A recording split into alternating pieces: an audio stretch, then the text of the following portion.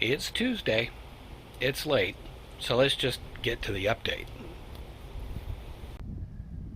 Alright, so I've been busy the last few days and not much of it has been gardening, but let's start out front here.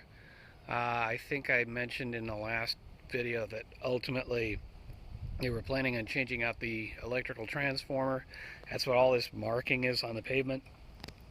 We actually convinced them that it would make more sense to put it up on that side.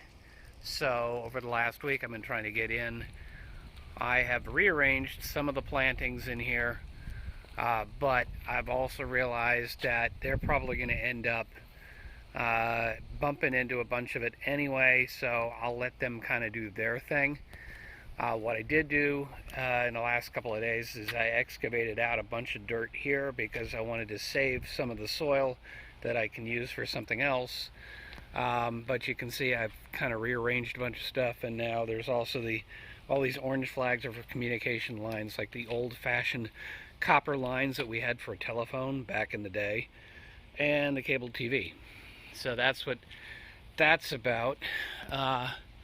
Not much going on up here, but if we head in, that soil is now sitting in these first couple of bins. I need to go through and do the whole sorting thing, sifting thing with that. There's more in here. I need to sift, and oh, I should have thought ahead and moved this. Let's get this out of the way here. I just want to show you what I'm thinking here. So another thing I did in the last week is I ended up trimming a lot out of the garden, and we'll see that in a second, but that went in here, and now it's part of, I'm trying to compost again. So that's ultimately what I'm thinking. If I had 3 bins full of compost, that would be wonderful. Though it occurs to me that at some point I'm going to have to get up there next year, but I've got a good 6 months to get there, and that's about what it seems to take for composting to work in this style. About 6 months before I have to dig behind that wooden wall, probably rebuild the wooden wall is actually, I've been thinking about that, just so I can make it a little bit neater than what I did originally. It'll do its job until then, I'm pretty sure. But that kind of gives you an idea. Once I do that, I've got the soil management issue again. But I did learn this year that I've got this area here I could fill up with soil. I got another area on the other end that I could drop a bunch more soil. So if I really had to, could dig all of that out, put it down in these areas, build what I need to build, take some of this compost, put it up there, free up some space, and then go through the whole sifting thing with all of these. So it can be done. The lettuce, let's get talking about the actual stuff that's here. I cut it way back, and it's still this big, because it's just growing faster than we could actually consume it. So at some point I may have to pull a few more of these out. The carrots, still not quite there. The patty pan, I cut back a bunch, and it's still huge. But, oh wow, there's a giant one sitting in there. I gotta go get that one out. Yeah, okay, I can see oh wow, there's another big one right there. So we got a couple more of those. Way back in there, it's gonna be a little hard to see, but there is what appears to be a spaghetti squash, and another one further over. So I got 2 of those coming. I did, as I was digging stuff out, realize there's another corn right here.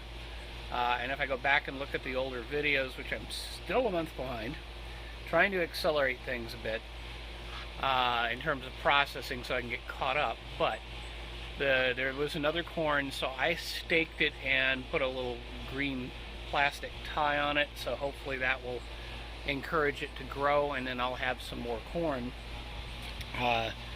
The cucumbers are doing nicely. Cut them way back. I'm not sure what's going on, but the straight 8 is not growing as fast as I would like. I just noticed. Okay, yeah, ignore that. It's not growing.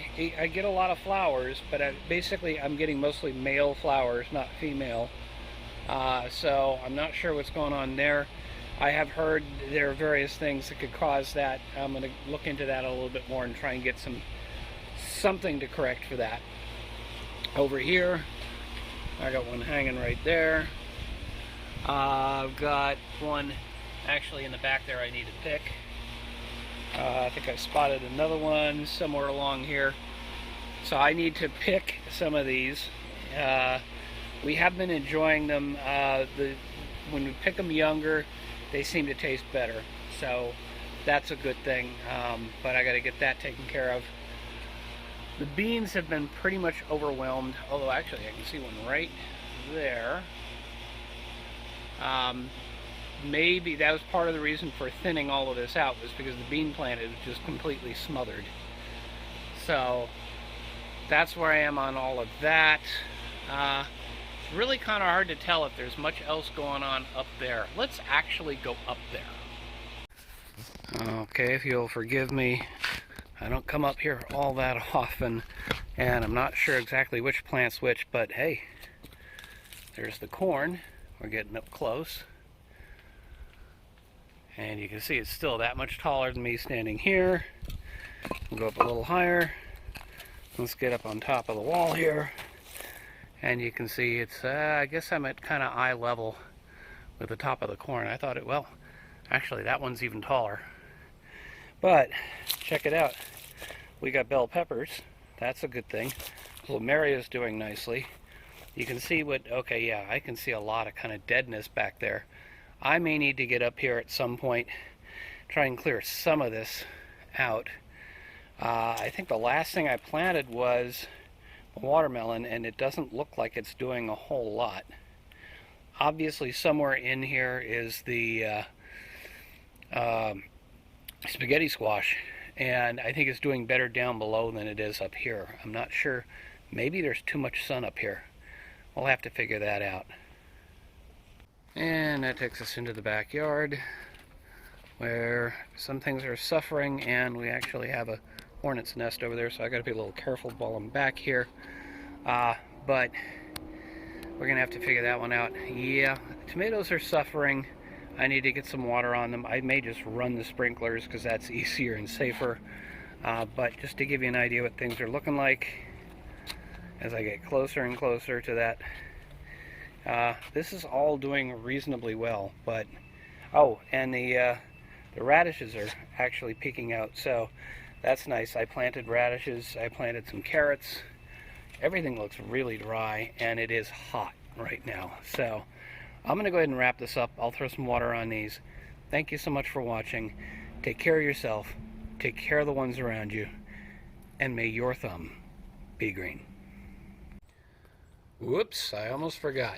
There is another garden, my brother's garden, where I said a few weeks ago that I'd gone and helped out with the electrical so that we could get a timer set up and start working on the sprinklers. Well, as it turns out, I went over there today because they told me, actually they didn't even really notice it, the neighbor noticed it.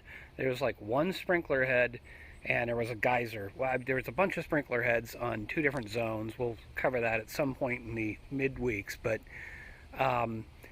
one of the sprinkler heads on one of the zones had basically just completely popped off the head, and there was a geyser. So I'll show you the geyser, and then I'll show you that I did manage to get it done. All it was just a matter was just going and removing the old body, the pop-up body, putting a new one in there. I just checked the pop-up body that I pulled out, and it's perfectly fine. I don't know how. Maybe just over time things loosened up and the head was just completely missing. So it's just a matter of putting a new head on that body, and then they can plug it in somewhere. And they've got some other ones that are leaking really badly, so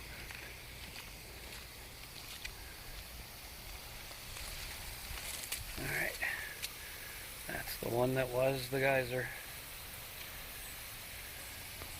We'll just have to go one by one and go through the system, but yeah, something else to look forward to.